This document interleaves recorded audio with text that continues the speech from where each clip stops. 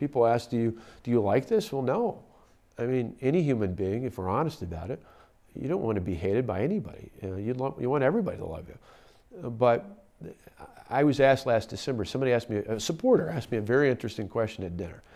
He said, did you ever stop and think that maybe if you hadn't gone so far, that you wouldn't be facing a recall?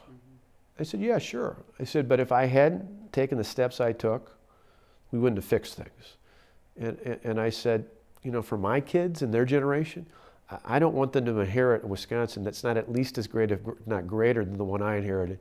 And you don't get that by not fixing things. And so I said to him, you know, my view is, I don't plan on losing. I'm going to run a campaign to win. I'm hoping I can get the truth out and ultimately convince enough voters in the state to honor me with their vote again like they did in 2010. But I'm not afraid to lose. And that's the difference. Unfortunately, I think there's too many politicians in America today who make their decisions solely in the end about whether or not they run the risk of losing. And to me, that's one of our problems. You can't be afraid to lose.